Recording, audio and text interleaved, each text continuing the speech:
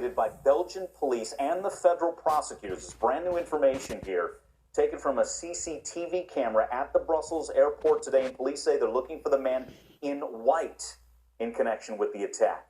So it's the man in white, far right on your screen as you're looking at this. We heard earlier reports that authorities are looking for a third suspect here. And as again, who may have done this? ISIS claiming responsibility. As we know, 3 explosions rocked the country, 2 at the Brussels airport, 1 at the metro train station. The death toll as we speak, 230 wounded. Listen to a witness tell CNN's John Berman what happened inside that airport. The first feeling was like I was thinking that it was happening. Something that we may expect was happening. We were not wondering if it was something like an accident, technical incident inside the airport. No, it was obviously something that it was not an unexpected sound. It was obviously an attack. We immediately saw that. And the first thing was to look around if people were injured.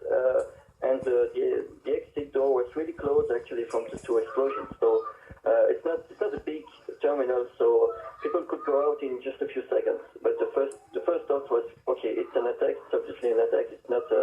We don't have. Everybody was prepared somehow for that. They were mentally prepared for such an attack.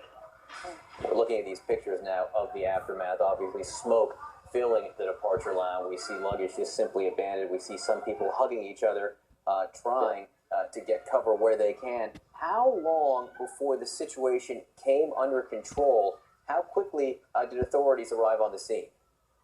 It's hard to tell because after the first explosion, the crew, the people working in the airport, just went out with all of us, and there was not a lot of security. I saw some military in front of the door before entering the terminal, but there was not a lot of security around. I would say that everybody was taking care of each other. We saw some employees of the airport starting to take care of people around. My only complaint, everybody was doing a great work, but my only complaint is that the ambulances took some time to arrive and to take care of the injured people. I saw some people on the floor for maybe 20 minutes before the ambulance could take care of them. Well, we know that Brussels is on lockdown right now. No flights, trains, buses, trams, everything shut down after the terrorist attacks. The airport's saying it's shut down as well through tomorrow. Here's what we know happened at the airport. At least 10 killed, 96 injured.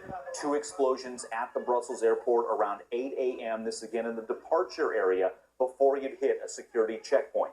At least 1 suicide bomber, that's according to the Belgian prosecutor, and then U.S. officials believing that maybe the second bomb was in a suitcase. Also this, an AK-style rifle believed to be from one of the attackers was recovered at the airport. Then we know about an hour later, a 3rd explosion at another soft target. And listen, it's an explosion again. What's similar? The cries of terror. This is the metro train station.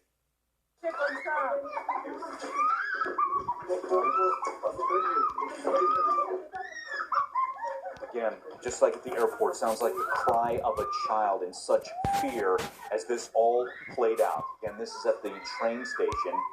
Here's what we know at the subway station. At one point, we were saying 55 critically injured there, and that number could rise as well as we continue to watch this play out. In all, 230 wounded, this causing such destruction. Talking about that explosion at the train station happening around rush hour. Let's bring in Aki Peretz, former CIA counterterrorism analyst. Aki, I just mentioned that ISIS claiming responsibility. I'm sure a lot of people want to know, how do we know for sure?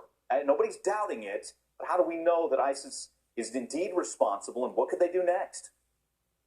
Well, one of the ways that ISIS and other terrorist organizations get their message across is through organizations and news media, and they send out their particular communiques, and they are in turn validated by certain other organizations. Well, the interesting thing about this communique really is, though, is that they actually don't talk about anything that hasn't been already reported in the media. There are no names of the attackers. There are no names of what they want to do. They only say that these folks attacked the airport and the metro, but it doesn't actually say what the next target is. Oftentimes, they don't actually know what they're going to do. So right now they are in a information receiving mode as well, trying to determine whether there are certain other things happening or this is the only attack coming.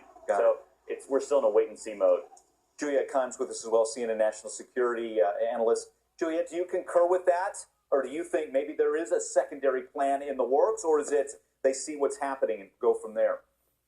I think they see what's happening. I mean, the arrest on Friday essentially triggered some uptick or repacing by ISIS to do attacks. Now, what we don't know is who knew what, right? So we don't know if something that was said in the capture on Friday triggered these terrorist organizations to launch further attacks. But we do know that the pacing has been picked up, likely due to the arrest last week in Belgium. And so we have to assume that there are others who are looking at the clock as well, worried that they will be disrupted, willing to die for their cause. So they're not worried about capture. They're worried that they'll not be able to follow through with their terrorist attack, and will pick up the pace. And that's essentially why, as I said earlier, what's happening in Brussels now is a sweep. My guess is that hundreds of people are right now being arrested. They are just going to try to get people off the streets until the temperature cools down, and then figure out who they have. Right. Aki, we reported a neighborhood being looked at. What do these sweeps look like? What do these raids look like as they play out? You're going to see hundreds of police officers in both police uniforms and also SWAT team uniforms going house to house looking for individuals. But the larger issue here really is that what do you do with these hundreds of individuals once you capture them? Chances are most of these people are going to be allowed free because they had nothing to do with anything. But assuming you have individuals who are of concern, where do you keep them? How do you monitor them? You can't hold them under law indefinitely, and so you have to release all these people unless you charge them with a crime or so what do you do with those people? Maybe they had something to do with it. You monitor them. It's extremely difficult actually to keep people under 24-hour surveillance indefinitely. It takes about at least 3 teams working 8 hours a day indefinitely to determine whether that person is somebody of concern. So we're talking about almost an impossible task for Belgian police and intelligence services. The United States and other European countries are going to step up as well, but the Belgian police actually have to do the hard work. Got it. Aki, thanks again. Juliet, you as well, as we try and figure out what happened, what could happen next, is really this terror in Europe reverberating worldwide. We know that in the United States, security is ramped up, heavy police, military presence, canine sweeps, transportation hubs around the country. At all the major airports, we've reported that. New York, Chicago, Los Angeles, Atlanta, amped up security as well at Amtrak, train stations.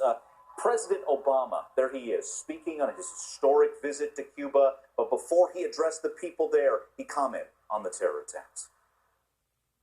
Thoughts and the prayers of the American people are with the people of Belgium. We stand in solidarity with them in condemning these outrageous attacks against innocent people. We will do whatever is necessary to support our friend and ally Belgium in bringing to justice those who are responsible. And this is yet another reminder that the world must unite. We must be together, regardless of nationality or race or faith, in fighting against the scourge of terrorism. We can and we will defeat those who threaten the safety and security of people all around the world. Their